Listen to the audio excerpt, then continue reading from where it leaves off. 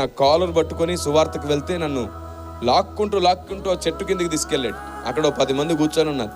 అడిగాడు ఆయన, మతం మార్చడానికి, ఆచారాలు సాంప్రదాయాలను మార్చడానికి వచ్చావు, ఏం పెడతారో పెట్టు పెద్ద ఆయన అని అడిగా. ఆకలి అవుతుంది, ఉదయం నుంచి నేను టిఫిన్ తప్ప ఏమి తినలేదు, 3:30 ఇంత కొబ్బరి ముక్క తీసుకొచ్చి నా చేతిలో పెట్టాడు. నా చేతిలో కొబ్బరి ముక్క పెడితే నా చెయ్యి గడ వణుకుతుంది. ప్రేమగా ఇచ్చాను, తిను అన్నాడు. పొయ్యికి పూజ చేసి దాని మీద వంట చేస్తే తినదంటే ఈవిడ. అదే నిజమైతే రైతు భూమి పూజ చేసే వరి పండిస్తున్నప్పుడు నువ్వేం తినకూడదు? మరి పూజ చేయకుండా బంగారం తయారు చేస్తాడా? ఆలోచించిన ఆశాభంగం తెచ్చి ఇక్కడ పడేయండి. ఎప్పుడైనా మీ బంధువులు, మీ స్నేహితులు ఇలా అడిగారా, మా పెళ్ళిళ్ళకు, మా చావులకు, మా ఫంక్షన్లకు ఎందుకు రావట్లేదు మీరని? అడిగారా? అడగలేదా? తల ఏదోలా ఊపొచ్చుగా. మీ బంధువులు, మీ స్నేహితులు ఇలా కూడా అడుగుంటారే, మీ క్రిస్మస్కి వచ్చి మీరు పెట్టిన కేకు, బిర్యానీ తిన్నామే, మరి ప్రేమగా మేం ప్రసాదం పెడితే మీరెందుకు తినరు? అడిగారా? మనం ఏం చెప్తామో తెలుసా? మేము ఆకాశం నుంచి ఊడిపడ్డాం కదండి మొన్నే, అందుకే మేము తినకూడదు అన్నట్టుగా చెప్తాం. వాళ్ళకి బాధ కలుగుతుంది, నువ్వు చెప్పే విధానం బాలేదు. నాకు 14 సంవత్సరాల క్రిందట ఒక బిజ్జలవాడి అనే ఒక ఊర్లో నాకు ఎదురైంది. ఒక పెద్ద ఆయన నా కాలర్ పట్టుకొని సువార్తకు వెళ్తే నన్ను లాక్కుంటూ చెట్టు కిందకి తీసుకెళ్ళాడు. అక్కడ 10 మంది కూర్చొని ఉన్నారు. అడిగాడు ఆయన, మతం మార్చడానికి, ఆచారాలు సాంప్రదాయాలను మార్చడానికి వచ్చావు, దేశాన్ని పాడు చేస్తారా మీరు అని అన్నాడు. లేదండి, దేవుణ్ణి ప్రకటిద్దామని వచ్చాను, దేవుని జ్ఞానం, ప్రేమ ప్రకటిద్దామని వచ్చాను. ఏం ప్రేమ? మేము పెట్టిందే తినడం చేత కాదు మీకు అన్నాడు. అప్పటికి మధ్యాహ్నం 3:30 అవుతుంది. ఉదయం 2 ఇడ్లీ తిని సువార్తకు వెళ్ళాను. అప్పుడు నేను 2 ఇడ్లీ. ఎక్కడ చూసిన టిఫిన్స్ లేదా హోటల్స్ కనబడవు, ఎందుకంటే కొండ ప్రాంతాలు, తాండా ప్రాంతాలు, అవన్నీ కూడా ఏం చేయాలో అర్థం కావట్లేదు. ఎటు చూసిన టీ దొరుకుతుంది కానీ తిండి దొరకట్లేదు. ఇంకా 2 టీలు తాగానంటే రేపు పరిచర్య కష్టమని పొరపాటుగా దాని జోలికి వెళ్ళలేదు. ఆకలి అయిపోతుంది. ఈయనేమన్నాడు? ప్రేమతో పెడితే తినడం. ఇదేదో బాగుందే, ఏం పెడతారో పెట్టు పెద్ద ఆయన అని అడిగా. ఆకలి అవుతుంది, ఉదయం నుంచి నేను టిఫిన్ తప్ప ఏమి తినలేదు, 3:30. ఆయన ఏమన్నాడు తెలుసా? ఇక్కడే ఉండు అని పక్కనున్న గుడిలోకి వెళ్ళి ఇంత కొబ్బరి ముక్క తీసుకొచ్చి నా చేతిలో పెట్టాడు. అప్పటి వరకు ఆయన అడిగిన ప్రతి ప్రశ్నకు జవాబు చెప్పాను. నా చేతిలో కొబ్బరి ముక్క పెడితే నా చెయ్యి గడ వణుకుతుంది. ఏమి భయపడిపోతున్నావేమిటి అన్నాడు. లేదండి, ఎప్పుడు మేము ఇలాగ తినలేదు, ప్రేమగా ఇచ్చాను, తిను అన్నాడు. కళ్ళు మూసుకొని ప్రార్థన చేయడం స్టార్ట్ చేశాను. ఆయన, దీనికి ప్రార్థనేనా అన్నాడు. కాదండి, దీనికి చేయట్లేదు, మీకు ఏం చెప్తే అర్థమవుతుందో దేవుణ్ణి అడుగుతున్నాను, ఏం చెప్పాలో అర్థం కావట్లేదు నాకు కూడా. కళ్ళు మూసుకొని ప్రార్థిస్తున్న 10 సెకండ్స్కి నాకు ఆలోచన తట్టింది. వెంటనే, పెద్ద అయినా తినమన్నావు కదా, తింటాను, కానీ నాదో ప్రశ్న, నీ దగ్గర జవాబు ఉంటేనే తింటా, జవాబు లేదనుకో ఎలా ఇచ్చావు అలా తీసేసుకుంటావా అని అడిగాను. ఏంటో అడగన్నాడు. మీ మతంలో అయ్యప్పమాల, భవానీమాల, శివమాల అని వేసుకుంటారు కదా, వారిని మీ గుడికో మీ ఇంటికో తీసుకెళ్ళి ప్రేమగా నాటుకోడి పులుసు పెడితే తింటారా అని అడిగా. ప్రేమగానే. ఆయన ఏమన్నాడంటే తినరు అన్నాడు. ఎందుకు తినరు? మతం మారిందా, సాంప్రదాయం మారిందా? లేదు, నిష్టలో ఉంటే కొన్ని తినకూడదు, ఆ మాత్రం తెలీదా నీకు అన్నాడు. నిష్టలో ఉన్నవారు తినకూడనివి కొన్ని ఉంటాయి, మరి తింటే ఏమవుతుంది? దీక్ష పాడైపోతుంది, పెడితే పెట్టిన వాడికి, వాడి పిల్లలకు శాపం వస్తుంది అని అన్నాడు. అప్పుడు నేను అడిగాను, 21 రోజు 41 రోజు దీక్షలో ఉన్నవాడికే పెట్టకూడదు అన్నారు, వాళ్ళు తినకూడదు అన్నారు. 21 రోజు 41 రోజుకే పెడితే శాపం వచ్చేస్తుందని అంటున్నారే, మరి క్రైస్తవుడు బాప్తిసం తీసుకొని జీవితకాలం దీక్షలో బతుకుతున్నాడు, నిష్టలో బతుకుతున్నాడు. క్రైస్తవుడు కూడా 2 తినకూడదు. 1 విగ్రహముల ముందు బలిగా అర్పించింది, 2 నైవేద్యంగా సమర్పించింది. మీ ఇంటికి పిలిచి కారంతో పెట్టిన తృప్తి గదిని మీకోసం దీవిస్తాడు, ప్రార్థిస్తాడు క్రైస్తవుడు. ఇదే క్రైస్తవ ప్రేమ. మనం కూడా క్రీస్తు దీక్షలో ఉన్నాం, బాప్తిసం తీసుకొని ఇక బ్రతుకున్నది నేను కాదు నా యందు క్రీస్తే అని బ్రతుకుతున్నాం. ఈ నిష్టలో 2 తినకూడదు. అది యేసు ప్రభు సిలువ ముందు పెట్టిన తినకూడదు, ఫోటో ముందు పెట్టిన తినకూడదు. కానీ అందరితో కలిసి ఉండండి. వాళ్ళు కారంతో పెట్టిన అందరితో కలిసి తిని సంతోషించండి.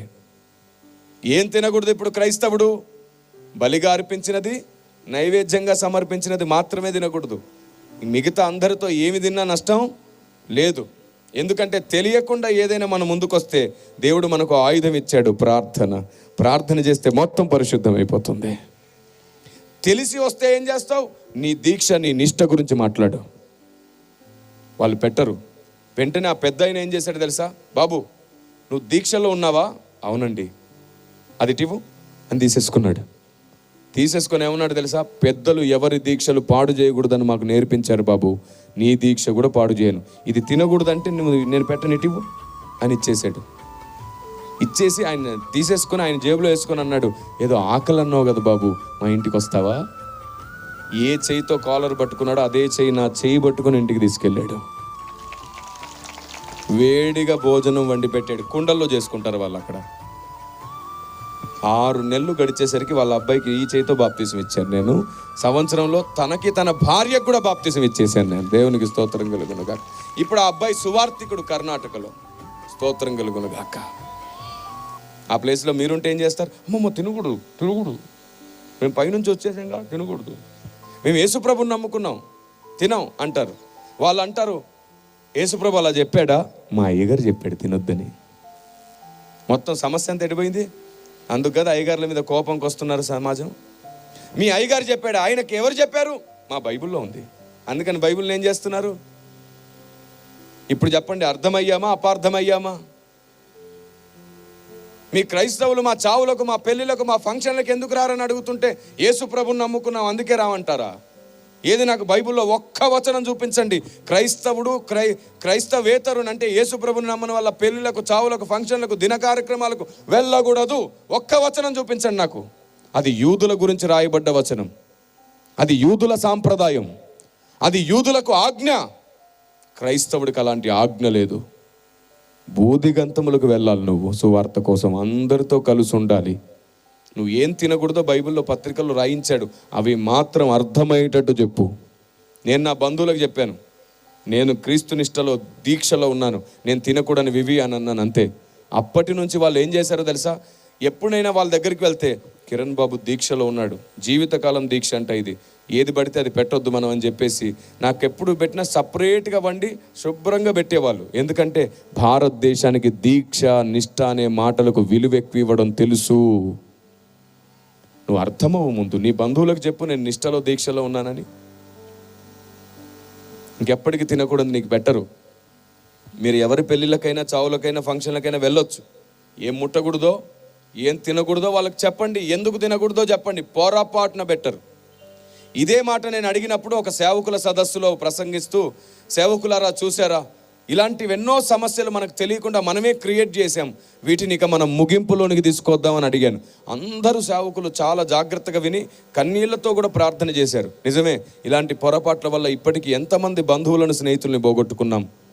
నిజమే కదా, తొందరపడ్డాం, అధిక నీతి, అధిక పరిశుద్ధతను ప్రదర్శించాం, నష్టపోయాం. మనం ఎన్నో ఆత్మలను రక్షించడానికి బదులుగా అడ్డుగా నిలబడి శత్రువులమయ్యాం అని బాధపడిపోయారు. అయితే అందులో ఒక్క సేవకురాలు, సేవకుల సదస్సు అయిపోగానే ప్రశ్నలు ఉన్నాయని అడుగుతాం మేము. నిలబడి ప్రశ్నలు అడిగే వాళ్ళు అడుగుతారు, లేదా పేపర్ మీద రాసిచ్చే వాళ్ళు రాసిస్తారు. ఆవిడ అడిగేంది, ఒక ఆవిడ ఏమనిందో తెలుసా? అన్నా మీరు చెప్పింది నిజమే, మన తొందరపాటు వల్ల ఎందరినో పోగొట్టుకున్నామన్నా, కానీ ఒక్క ప్రశ్న, ఏంటమ్మా? మా బాబాయ్ గారు చనిపోతే నేను చావుకు వెళ్ళానన్నా, వంటలు ఎలా చేస్తున్నారో చూద్దామని వెళ్తేనన్నా, పొయ్యిలు ఎన్నున్నాయో అన్ని పొయ్యిలకు కూడా పూజ చేశారన్నా, పూజ చేసిన పొయ్యి మీద చేసిన వంట తినొచ్చా అని అడిగారు. ఏమిటంట?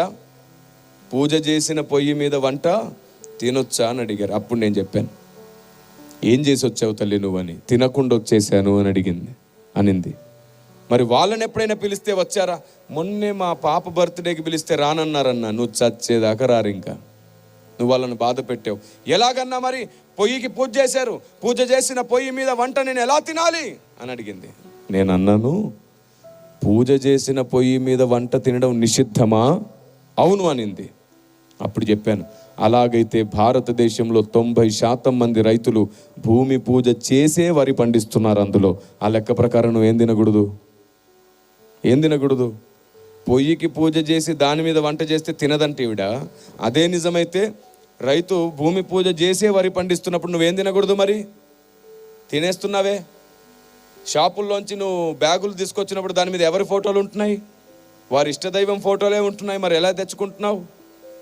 ఉదయం నువ్వు షాప్కి వెళ్ళి 1 కేజీ షుగర్ కావాలని అంటే ఫస్ట్ వాళ్ళు షాప్ తెరిచి ఏం చేస్తారు?